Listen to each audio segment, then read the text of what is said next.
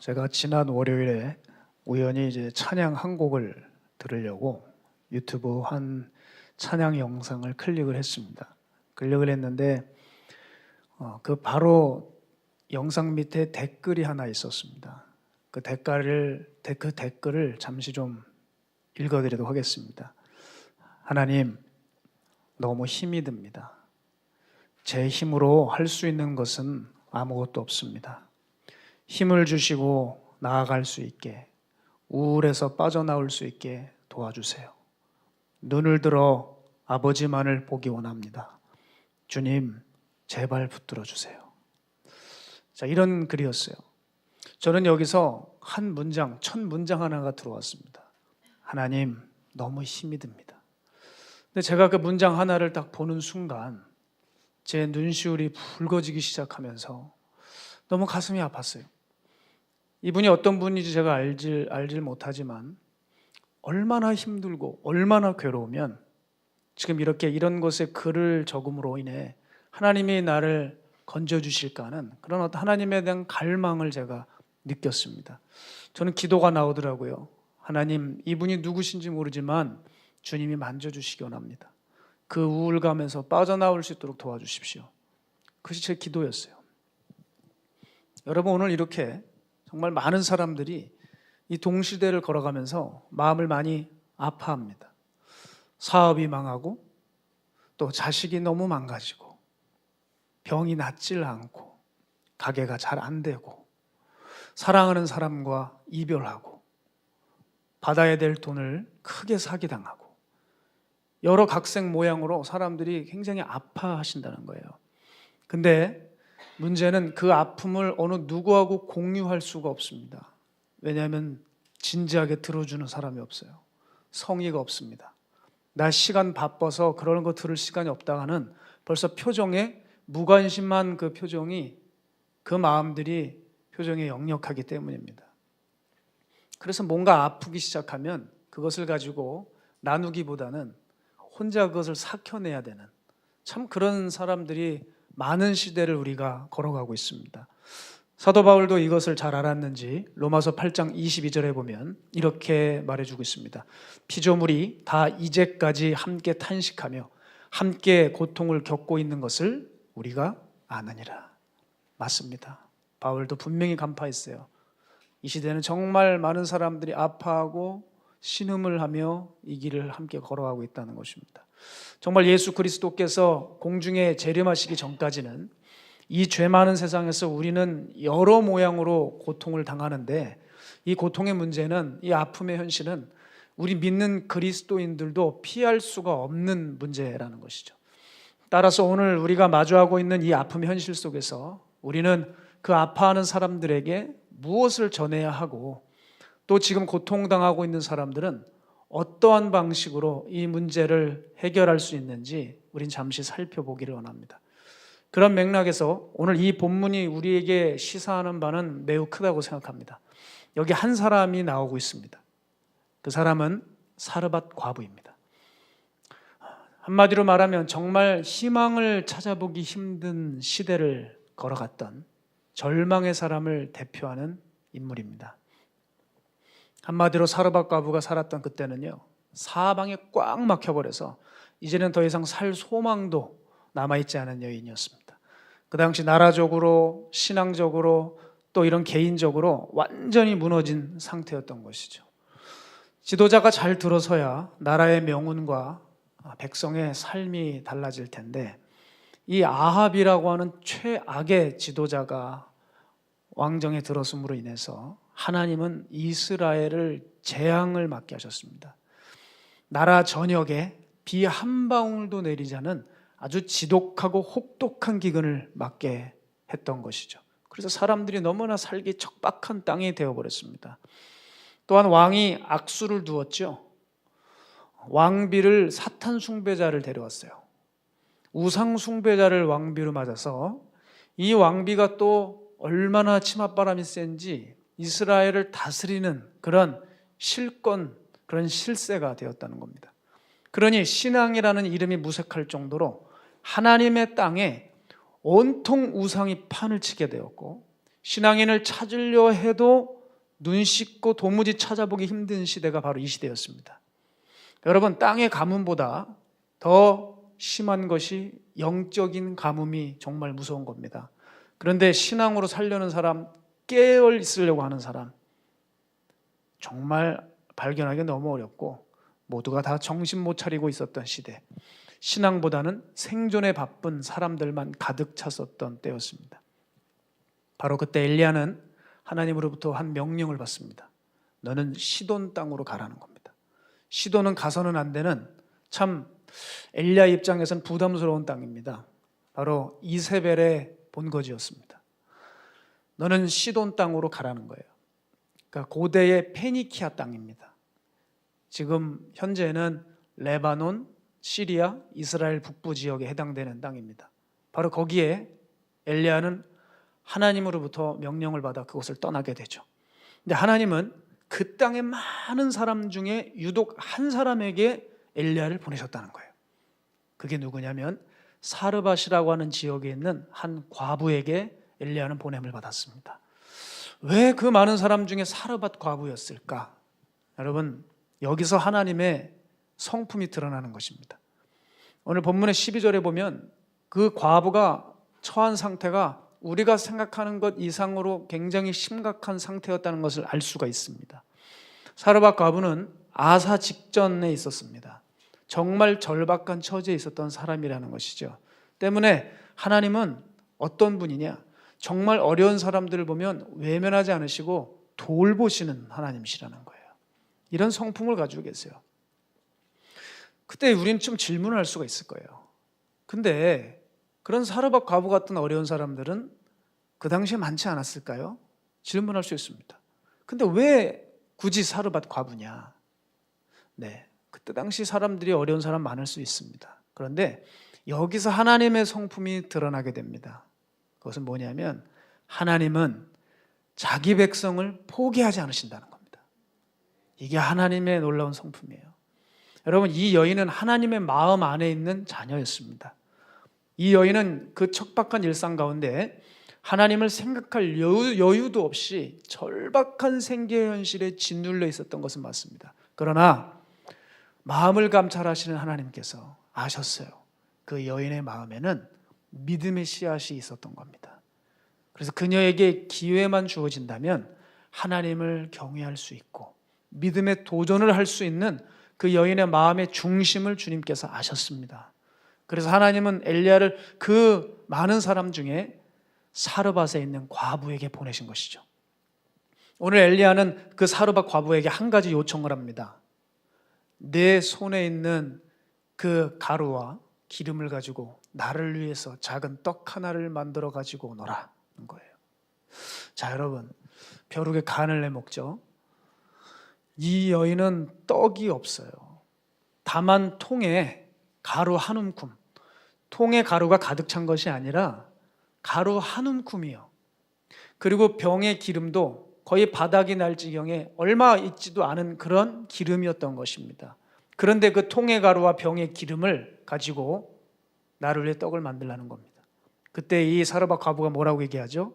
나는 지금 나뭇가지 2개 주워와서 그것을 가지고 그 떡과 그 통에 있는 가루와 그 병에 있는 기름을 가지고 나와 내 아들만 먹고 죽을 그 양밖에는 없습니다. 난 그거 먹고 우리 아들과 함께 죽을 예정입니다. 그런데 어떻게 나한테 당신을 위해서 떡을 가져오라고 합니까? 라고 얘기한 겁니다. 맞습니다. 그녀는 그 얼마 남지 않은 그 통의 가루와 그 병의 기름은 그녀의 전 재산이었어요. 그런데도 그걸 엘리야가 몰랐겠습니까? 엘리야는 과부에게 이렇게 말합니다. 그 첫 번째 명령이 뭐냐? 너 두려워하지 말라는 거예요. 두려워하지 마라. 그리고 두 번째 명령은 내 말대로 해라. 내 말대로 해서 나를 위해서 작은 떡 하나를 가지고 오너라. 세 번째, 그리고 나 떡 해준 거 남은 거 있으면 그것 가지고 너와 내 아들을 위해서 먹어라는 거예요. 그러면 비를 이 땅에 다시 내리는 그날까지 내 통의 가루와 병의 기름은 없어지거나 마르지 않을 것이다 는 겁니다. 자, 여러분 어떻습니까? 막 믿음이 생깁니까? 믿음이 생기세요? 자, 여러분 이 세 가지 이 명령 다 솔직히 불가능한 이야기입니다. 두려워하지 말라고요? 아니 이게 전 재산인데 이거를 빼앗아 가겠다는데 두렵지 않은 사람이 어디 있겠어요? 그리고 뭐 당신을 위해서 떡을 만들어 오라고요? 그러면 그 떡 만들어 주면 내 아들 먹일 거 없어서 내 아들 죽는 겁니다. 어떤 어미가 지 새끼가 죽는데 그걸 가만히 있겠습니까? 세 번째, 또 엘리야 먹을 떡을 만들어 주고 나면 남은 것이 있다고 하는데 이건 말도 안 되는 얘기입니다. 남은 게 없는데 어떻게 당신 해주고 나면 우리 먹을 게 없고 남은 게 없는데 어떻게 그걸 가지고 만들어 먹으란 이야기입니까? 다 불가능한 이야기라는 것입니다. 하지만 이런 상황에 이 엘리야는 뭐라고 얘기합니까? 두려워하지 말라. 그리고 내가 시키는 대로 하라는 겁니다. 여러분, 저는 이 두려움이라고 하는 단어에 집중하고 싶어요. 자, 세상 사람들도 어려움이 찾아올 때 두렵죠. 이 코로나 때에 믿는 자나 믿지 않는 자나 다 두려울 것입니다. 그런데 자 보세요. 자, 여기서 믿는 사람들에게 두려움은 언제 찾아올까요? 하나님을 망각할 때 두려움이 찾아온다는 겁니다. 자, 이사야 51장 12절에서 13절 상반절까지 보겠는데요. 우리 함께 읽어보겠습니다. 시작. 이르시되 너희를 위로하는 자는 나 곧 나이니라. 너는 어떠한 자이기에 죽을 사람을 두려워하며 불같이 될 사람의 아들을 두려워하느냐. 하늘을 펴고 땅의 기초를 정하고 너를 지은 자 여호와를 어찌하여 잊어버렸느냐. 하나님은 이사야 선지자를 통해서 그들에게 말씀해 주셨어요. 너희가 지금 두려운 탓은 네가 하나님을 잊어버린 탓이다는 거예요. 믿는 자들에게 두려움이 오는 것은 뭐라고요? 우리가 어느새 하나님을 망각하고 잊어버렸다고요. 인간이 위로를 받고 회복을 받을 수 있는 유일한 곳은 하나님의 품입니다. 여러분 믿으시죠? 근데 사람이 그 하나님을 잊어버리니 금세 환경과 현실에 사로잡혀 버리는 것입니다. 성경을 보면 남유다의 상황도 마찬가지였습니다. 남유다에 아수르의 강력한 군주인 사네립이 쳐들어왔을 때였습니다.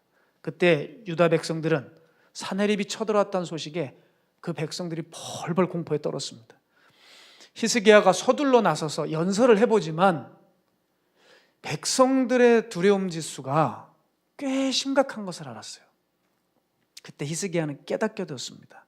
백성들이 하나님을 잊었기 때문에 그들의 두려움이 얼마나 큰지를 알게 되었어요.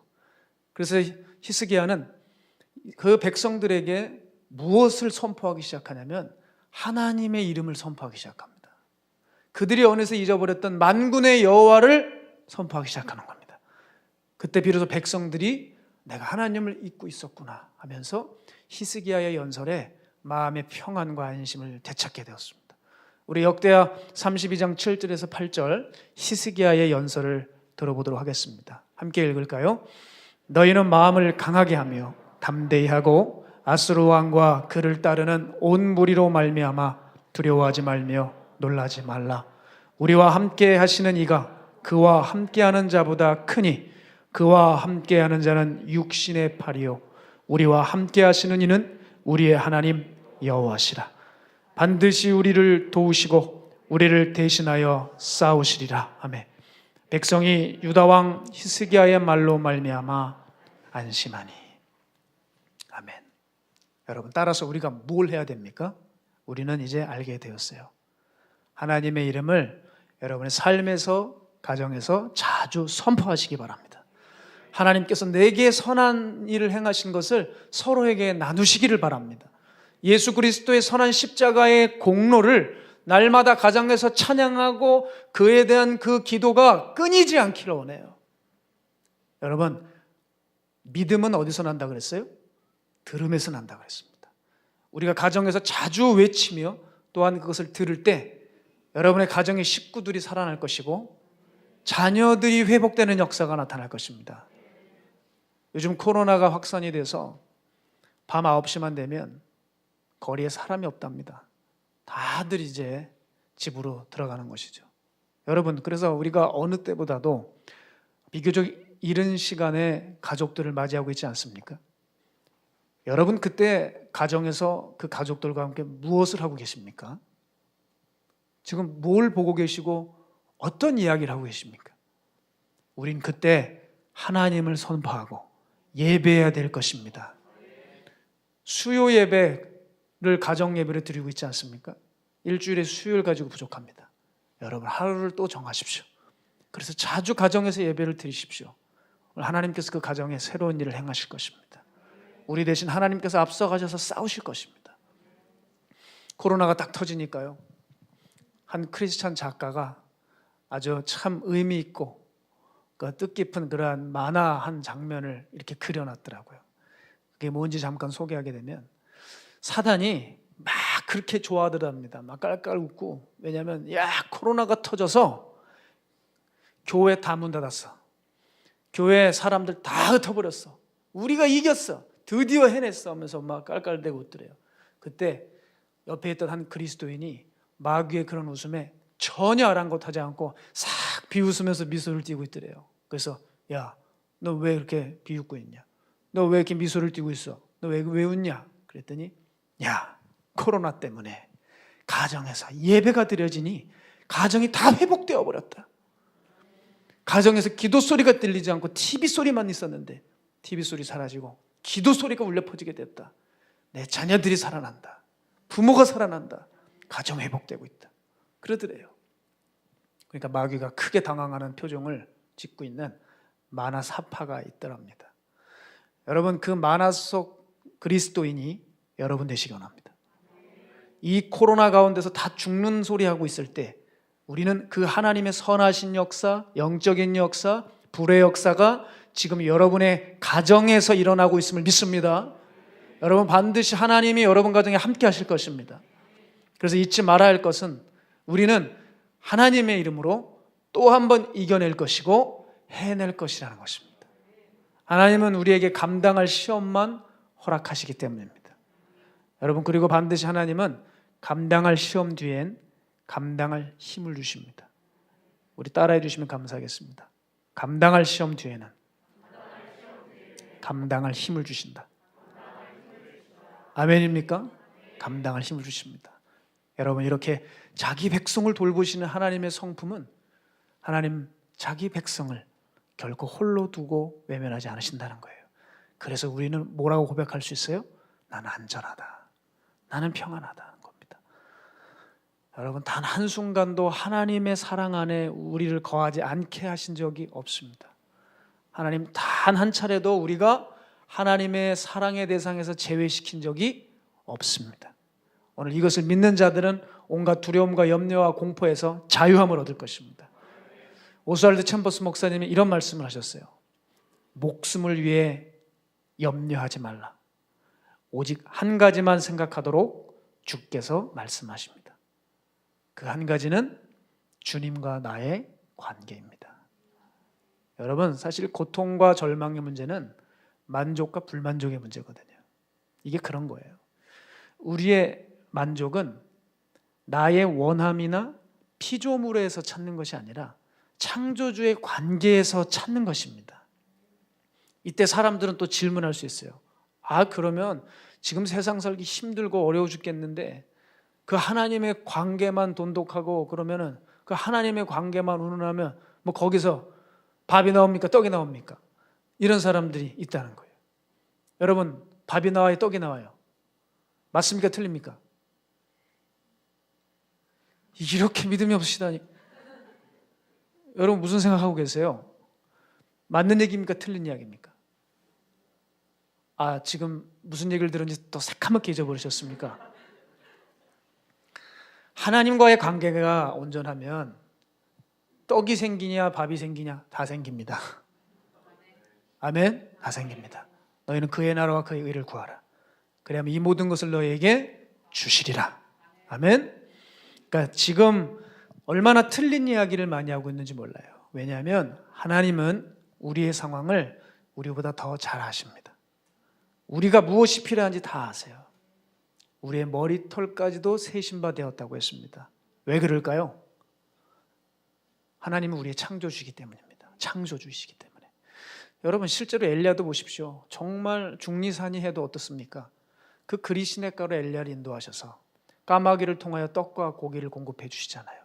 또 사르밧으로 보내서 벼룩에 간을 내먹는 것 같지만 결과적으로 그렇지 않죠. 그 과부를 통해 또 엘리야는 양식을 얻습니다. 또한 그 양식을 제공했던 사르밧 과부는 어떻습니까? 그는 풍성한 삶을 얻게 됩니다. 왜 이렇죠? 그분이 창조주이시기 때문에, 우리가 무엇이 필요한지 주님께서 이미 다 헤아린 바 되셨기 때문입니다.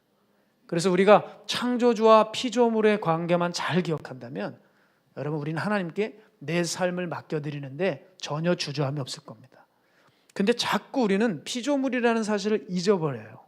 그러니 자꾸 인간적인 방법을 동원해서 삶의 어려움들을 해결하려고 하다 보니까 엉뚱한 방향으로 흘러가게 되고 그만 일이 더 망가지게 돼버리는 거죠. 따라서 어찌 보면 우리 인간들은 피조물이기 때문에 창조주를 믿어만 드리면 되는 거예요.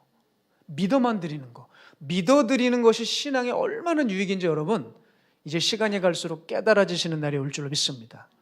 오늘 15절에 보니까 이 사르밧 과부가 놀랍게도 엘리야의 말대로 합니다. 15절 첫 문구를 보게 되면 그가 가서 엘리야의 말대로 하였더니 그랬습니다. 그때 어떤 일이 일어나죠? 통의 가루가 떨어지지 않고 병의 기름이 마르지 않는 기적의 역사가 일어나게 되었습니다.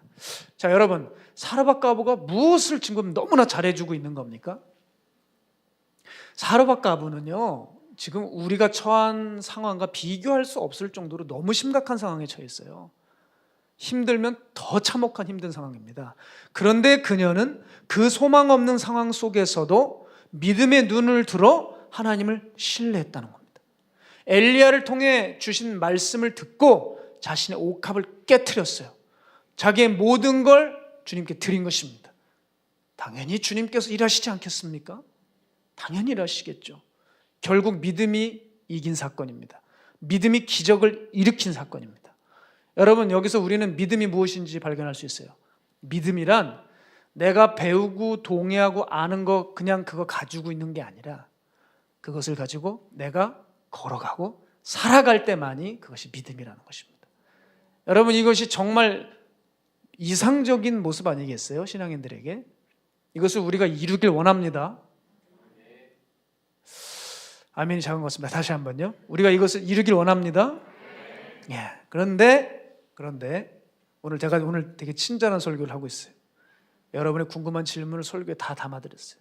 또 생각 많은 사람들은 이 문제 앞에서 질문할 수가 있죠. 그러면 우리가 꼭 사르밧 과부처럼 그냥 막 전 재산 다 그냥 올인해버리고 그래야지만 하나님은 우리를 도와주는 분이시냐? 또 이렇게 질문할 수 있겠습니다. 예. 가려운 데를 긁어주니까 미소가 흠하시는 분들이 있어요. 여러분, 이거 맞습니까? 틀립니까? 우리가 그렇게 엄청난 순종을 해야 하나님이 우리를 도와주시는 분입니까? 이걸 제가 굳이 설명하지 않고 이 물음에 대해 미국의 목회 상담가인 폴 트림 목사님의 말로 대신하겠습니다. 잘 들어보시길 바랍니다.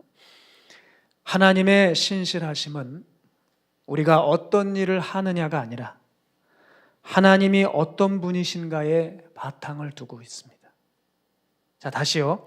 하나님의 신실하심은 우리가 어떤 일을 하느냐가 아니라 하나님이 어떤 분이신가에 바탕을 두고 있다고 말했습니다. 자, 무슨 말입니까?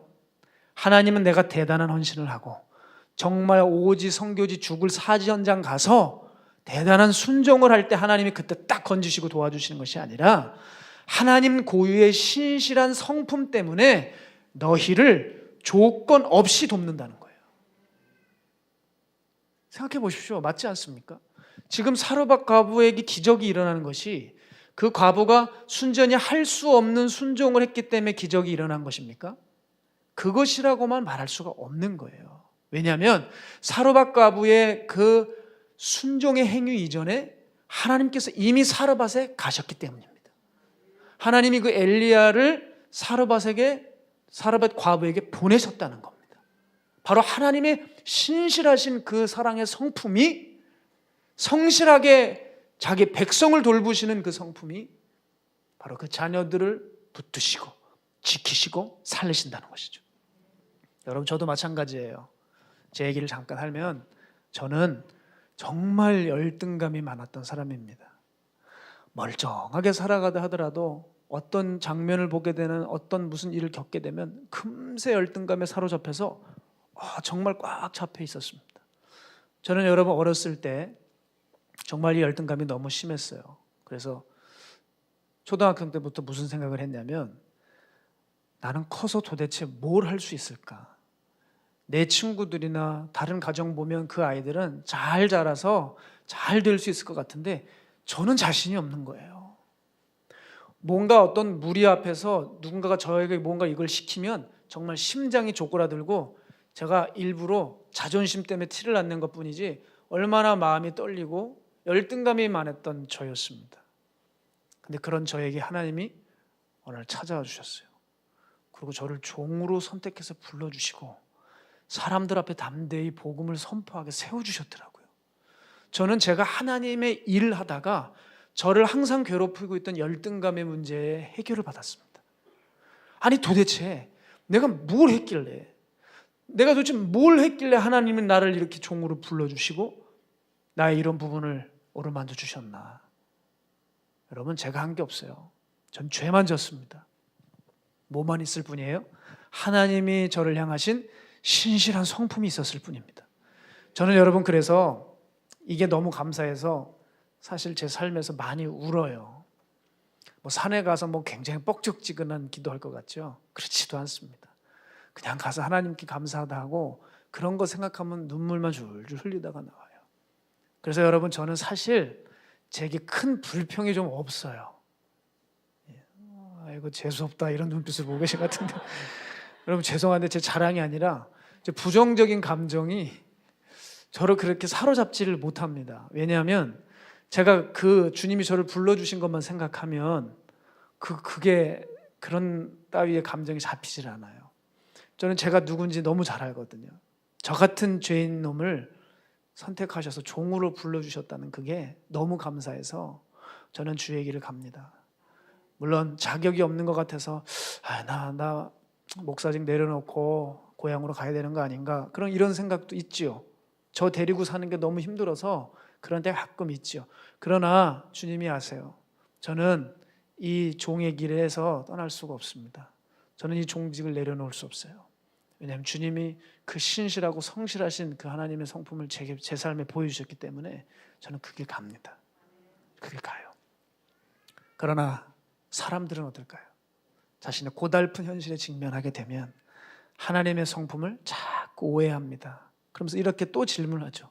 어려움이 당하면 하나님 또 날 죽이시려고 그러나? 왜 하필 나인가? 저 믿지 않는 사람들 가정 저렇게 잘 되고 자식들 잘 되는데 아니 왜 나만 이러는가? 왜 나만 기도 응답이 없나? 심지어 어디까지 나가는 줄 아십니까? 하나님 정말 살아계시는 건가? 여기까지 가는 겁니다. 여러분, 이렇게 사람들이 자신의 삶이 평안하지 않으면, 원하는 것이 주어지지 않으면 하나님의 성품을 얼마든지 오해하고 하나님의 사랑을 의심할 수 있게 됩니다. 그러나 이런 생각의 오류는 무엇일까요? 그들은 진짜 보물을 잘못 알고 있기 때문입니다. 여러분, 하나님이 보물입니다. 믿으시죠? 하나님이 보물이에요. 하나님과 어떤 것들 견주어 우리 삶에 놓을 수 없습니다. 하나님 자신도 경쟁자를 두실 수 없고, 또한 하나님이 그런 스타일이라서 그런 게 아니라 객관적으로 사실적으로 하나님이 최고의 보물입니다. 근데 우리는 다른 엉뚱한 것을 보물로 삼았기 때문이죠. 그래서 하나님이 내게 행하신 일은 기억이 되지 않고 삶의 결핍만, 삶의 부족한 부분만 자꾸 크게 보이고 거기에서 원망과 불평이 싹 터서 하나님 어떻게 나한테 이렇게 하시냐고 계속 말하는 것이죠. 다윗의 시편 4편을 보게 되면 비슷한 이야기가 나옵니다. 삶이 어려워지니까요, 사람들은 불평하기 시작했던 것 같습니다. 그때 다윗의 귀에도 이런 이야기들이 들렸어요. 그게 뭐라고 사편에 기록해 놓았냐면, 우리에게 선을 행할 자가 누구냐라는 거예요. 우리 좀 잘 되게 도와줄 자가 누구냐, 이런 물음들이 그 시대 당시에 많았던 것이죠. 그때 다윗은 한마디로 그들의 모든 그런 고민들과 질문들을 일축해버리고 딱 한마디로 얘기합니다. 그게 누구냐고? 하나님이야. 여호와 한 분이야 라고 선언했던 것입니다. 우리 시편 4편 6절에서 8절 우리 함께 읽도록 하겠습니다. 시작. 여러 사람의 말이 우리에게 선을 보일 자 누구뇨 하오니 여호와여 주의 얼굴을 들어 우리에게 비추소서. 그 누구가 누굽니까? 하나님이신 거예요. 계속요. 주께서 내 마음에 두신 기쁨은 그들의 곡식과 새 포도주가 풍성할 때보다 더하니이다. 내가 평안히 눕고 자기도 하리니 나를 안전히 살게 하시는 이는 오직 여호와이시니이다. 아멘. 다윗의 보물은 하나님이었어요. 그러니까 그 하나님이 주신 기쁨이 최고의 기쁨이었죠. 자신의 유일한 기쁨이었죠. 내 만족 충분 조건은 다른 것에 두지 않았고 하나님이었습니다. 하나님.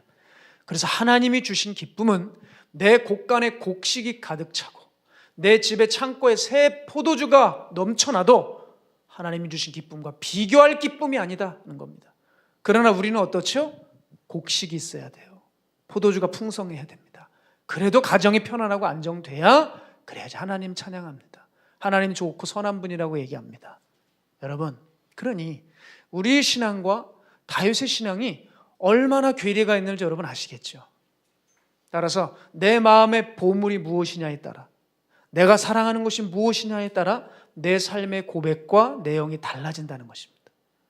오늘 우리의 보물이 정확히 무엇인지 분별하고 눈이 뜨여지는 역사가 일어나기를 축복합니다. 사람이요, 자고로 눈치가 빨라야 돼요. 그래야 직장 생활도 원만하고 여러분 삶이 편안해집니다. 마찬가지입니다. 영적인 세계도 마찬가지예요. 하나님의 눈치를 잘 봐야 돼요. 그래서 눈치가 빨라서 어디에 기대고 어디에 의지할지를 분명히 알아차려야 인생이 확 펴지는 것입니다. 하나님을 잘 파악하시길 바라요. 예수님도 그래서 이렇게 말씀하셨습니다. 마태복음 6장 23절에 보면 눈이 나쁘면 온몸이 어두울 것이니 그러므로 내게 있는 빛이 어두우면 그 어둠이 얼마나 더하겠느냐. 한 사람에게 있는 그 안목과 관점과 그런 가치관들이 병들면 온 인생이 바닥으로 치닫는다는 거예요. 그래서 눈이 제대로 열려 있지 않으면 분별이 안 되니까 엉뚱한 거 붙들고 금송아지 세워놓고 제2의 금송아지 세워놓고 이게 하나님이라고 하고 이게 나를 살려준다고 하고 그 앞에 엎드리고 좋아 춤춘다는 거예요. 여러분, 그래서 오늘 이것을 분명히 기억하셔야 됩니다. 이건 너무너무 중요한 겁니다. 이걸 만약에 시험으로 낸다면 저는 이 문제를 반드시 낼 거예요. 여러분, 그래서 우리가 정말 눈이 뜨여지게 된다면, 내가 하나님 안에 있는 상태에서 내가 정말 눈이 뜨여지게 된다면 우리가 현재 마주하고 있는 이 숨막히는 고통의 현실이 나를 죽이려고 하는 것이 아니라 나를 정련시키는 도구라는 것을 알게 된다는 겁니다. 여러분, 어려운 역경이 여러분 죽이려고, 여러분 망하게 하려고 달겨드는 게 아니에요. 여러분 집어삼키려고 하는 게 아닙니다. 하나님이 그 훈련을 통해 단련하여 정금같이 나오게 하시려고 하는 거예요. 그걸 성경에서 찾는 것 그리 어렵지 않습니다. 요셉, 모세, 다윗이 이에 해당이 됩니다. 성경 뒤지지 않아도요, 그렇게 멀리서 찾지 않아도 제 옆에 그런 분이 한 분 계세요. 여러분도 잘 아시는 우리 박보영 목사님입니다. 안성에서 수많은 고통과 배고픔의 시절, 깡패와 소매치기와 노숙인들과의 그 정말 처절한 삶이 어느덧 끝나갈 그 무렵, 주님께서 그날도 아이들 도시락 싸주고 아이를 그렇게 등교하고 난 후에 기도하시는데 주님의 음성이 들렸다고 하셨어요. 내 종아, 내가 다 봤다. 내가 봤다. 내가 나를 지켜주었다. 이제 내가 너를 세울 텐데 너는 인천의 방주교회로 가게 될 것이다. 거기 담임자는 곧 내게 오리라. 정말 얼마 지나지 않아 그 담임자는 급격히 몸이 쇠어져서 소천을 하셨습니다. 그리고 방주교회에 들어가게 되셨죠. 내가 너를 세상에 이렇게 세우리라. 그러면서 저에게 주신 말씀이 있는데 목사님이 단에서 하시지 않았기 때문에 저도 할 수 없을 것 같아요. 내가 너를 이렇게 저렇게 이렇게 하리라 할 때 목사님이 자리에서 벌떡 일어나셔 너무 기쁘셨대요. 그래서 기쁨에 도취되어 그냥 교회 문을 열고 차를 끌고 한없이 달렸대요.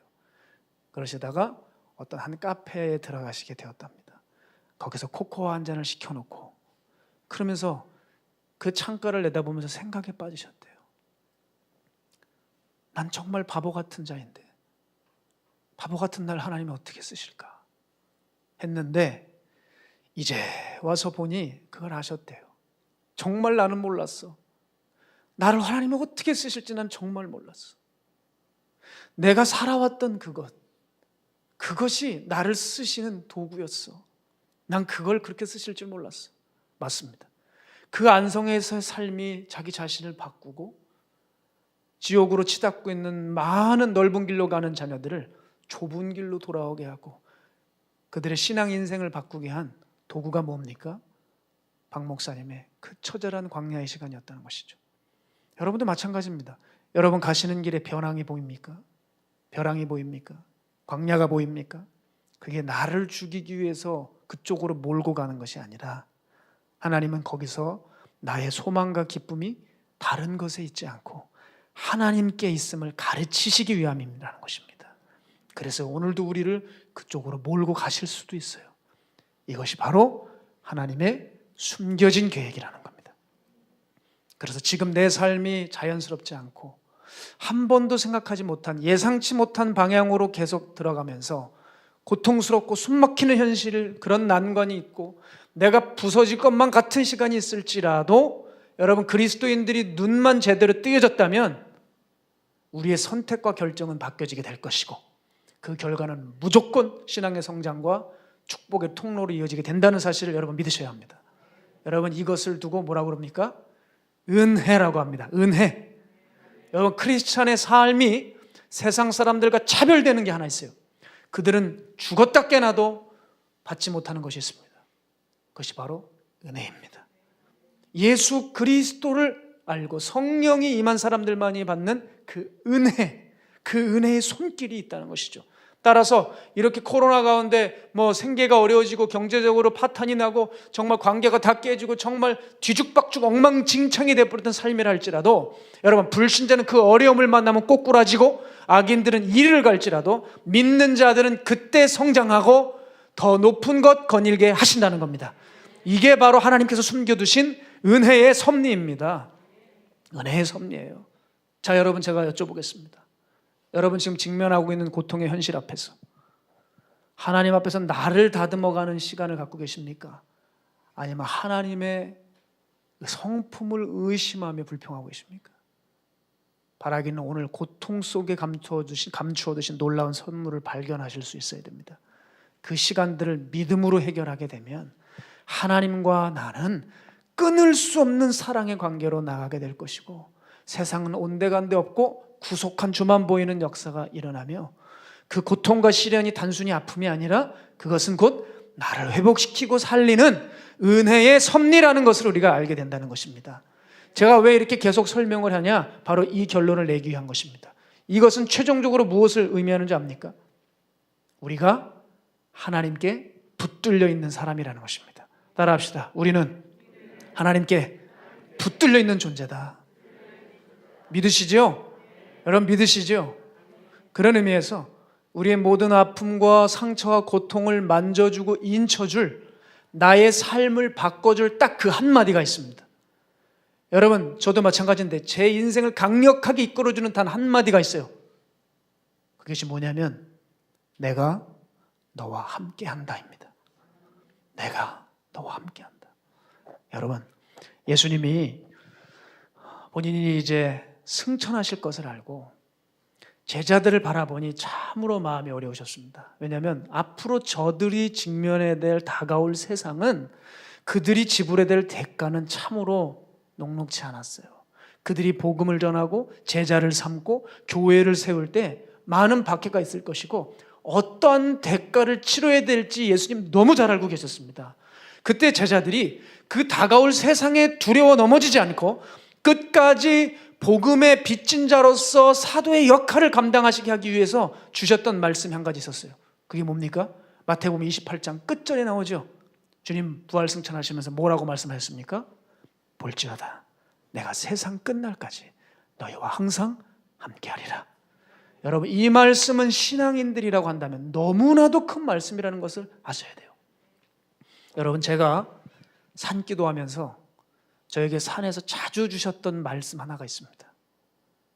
여러분, 그것은 내가 너와 함께한다 였습니다. 내가 너와 함께한다. 비교적 이 말씀은 자주 해주셨어요. 여러분, 처음에는 제가 철이 들지 않아서 그게 감동이 좀 없었어요. 주님께 죄송하지만 감동이 없었어요. 저는 뭐가 기쁘냐? 회개의 은사를 내려주시고 주님의 권능을 주시고 홍해를 가를 것 같은 그런 능력과 은사와 말씀 인사를 주신다고 한다면, 또 주님이 탁 내 앞에 나타나서 저를 딱 빛 가운데 안수해 주시면 너무 행복할 것 같아요. 여러분, 근데 산기도할 때 토끼 2마리만 저를 쳐다보고 있더라고요. 눈이 오는 겨울날 뭐가 저벅저벅 소리가 나서 이거 뭐야? 귀신인가? 뭔가 이러고 봤는데 흑토끼, 백토끼가 저를 요러고 보고 있더라고요.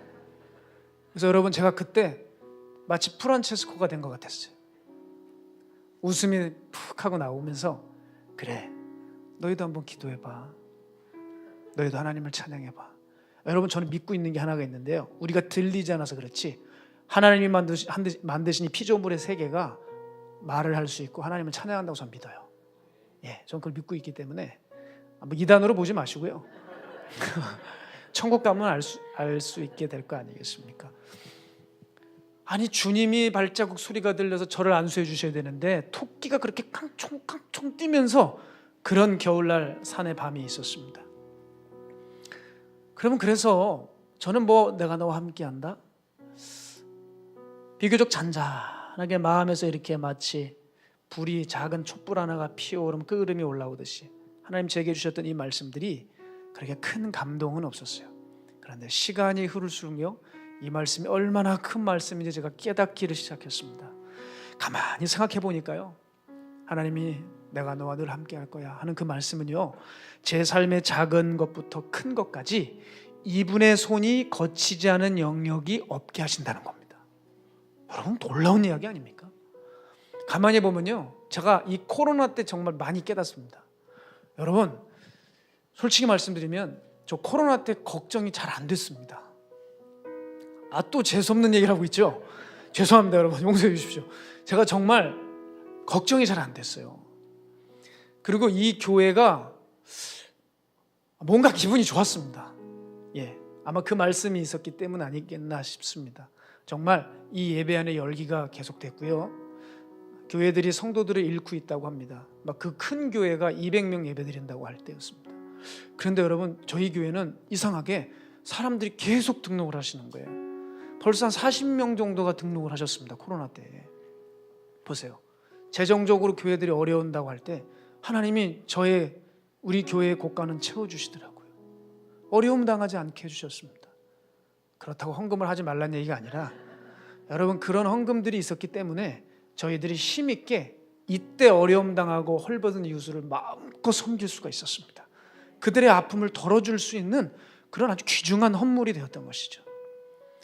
여러분, 가만 보니까 제 삶에 작고 큰 일이 있는데 이 설명할 수 없는 일이 생겨나게 되었는데, 그것은 바로 다 그 한마디 때문이었습니다. 내가 너와 함께 하겠다. 여러분, 이것만큼 우리의 삶을 강력히 이끌어주는 말씀은 없을 거라고 생각합니다. 여러분, 여전히 너무 힘이 드십니까? 너무 눈물만 납니까? 기댈 곳이 없습니까? 하나님이 여러분과 함께 하신답니다.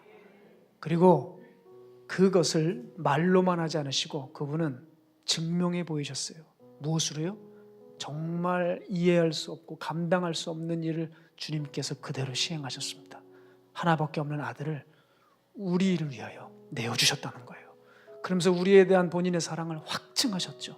여러분, 그래서 우리는 하나님의 사랑을 믿을 수밖에 없는 겁니다. 여러분, 이 세상에 많은 것들이 변해도요, 하나님의 사랑은 믿으시기 바랍니다. 시간이 지나면 지날수록 결국 남는 것은 하나님의 사랑밖에 남은 것이 없습니다. 로마서 8장 32절 보십시오. 자기 아들을 아끼지 아니하시고 우리 모든 사람을 위하여 내주시니가 어찌 그 아들과 함께 모든 것을 우리에게 주시지 아니하겠느냐. 하나님에게 있어서 교회와 그의 성도들이 어떤 존재입니까? 아들의 핏값 주고 하나님 입장에서 엄청난 대가를 치르고 핏값으로 산 자녀들입니다. 그런데 하나님의 자기 백성들을 어떻게 고통 가운데 슬픔 가운데 그냥 내버려 두시겠습니까? 그건 하나님에 대한 성품을 지금 완전히 오해하고 있는 것입니다. 여러분, 우리가 고통스러운 때가 있었죠. 그러나 지금 돌아보십시오. 그때 정말 죽을 것 같았고, 그때 나를 알아주는 사람이 없을 것 같았고, 나 이대로 끝나는 건가? 나 이대로 모든 삶을 멈추는 건가? 이럴 때 얼마나 많았습니까? 그러나 지금 돌아보십시오. 정말 그만 살고 싶었던 때가 있었지만 지금 돌아보시라고요. 지금 하나님을 찬양하고 있잖아요. 나조차도 감당하기 힘든, 나를 데리고 나를 정말 지탱할 수 없는 그런 나였는데 지금 그런 내가 누군가를 섬기고 있잖아요. 나의 일도 버거워서 괴로웠던 내가 주의 일도 이렇게 성실하게 임하고 있잖아요. 이거 기막히지 않습니까? 하나님의 사랑이 여러분을 놓고 있지 않다는 것입니다. 바울은 로마서 8장 38절에서 39절 이렇게 단언합니다. 내가 확신하노니 사망이나 생명이나 천사들이나 권세자들이나 현재일이나 장래일이나 능력이나 높음이나 깊음이나 다른 어떤 피조물이라도 우리를 우리 주 그리스도 예수 안에 있는 하나님의 사랑에서 끊을 수 없으리라. 여러분, 우리는 결론 났습니다. 이제 우리의 소망은 내 삶이 조금 더 나아지고 내가 계획된 대로 굴러가는 것에 있지 않습니다. 나의 소망은 나를 향하신 하나님의 사랑을 발견하고 그분이 여전히 나와 함께 하고 있으시다는 것에 소망을 두는 것입니다. 하나님 지금 전혀 느끼지 않고 기도의 응답이 더디고 정말 내 삶에 아무런 일도 일어나지 않는다고 할지라도 여러분, 하나님의 그 신실하신 사랑을 의심하지 말아야 합니다. 도리어 여러분 처해진 그 어두움 속에서 믿음의 눈을 들어 주를 바라보셔야 됩니다. 그 사르밧 과부의 그 믿음의 진가가 여러분의 삶에 드러나길 소망합니다. 그렇게 되면 아무리 지금 내가 처절한 시간을 통과하고 있을지라도 그 속에서 하나님 은혜를 발견하게 하실 것입니다. 그리고 그 은혜는 나를 세워갈 것입니다. 그 은혜는 또 한 번 우리를 살릴 것입니다. 그 은혜는 우리를 강하게 만들어 줄 것입니다. 따라서 모든 피조물 인생들이 어디에 소망을 둬야 됩니까? 하나님 한 분인 것입니다. 그리 아니하실지라도 여전히 도우시고 사랑으로 성실하게 역사하시는 그 하나님 우리는 신뢰하고 따라야 될 것입니다. 따라서 하나님 너무 힘듭니다. 내가 죽게 생겼습니다. 너무 어려워서 일어날 힘이 없습니다 라고 말씀하지 마시고 오히려 그 삶 가운데 믿음의 눈을 들어 하나님 내게 어떤 은혜를 지금 주고 계시는지 그것을 발견하여 보다 더 힘있고 보다 더 승리하고 다들 죽니 많이 하는 이 코로나 때에 여러분은 영적으로 신앙으로 돌파하는 그 은혜의 믿음의 주역들이 되시기를 주의 이름으로 축복합니다.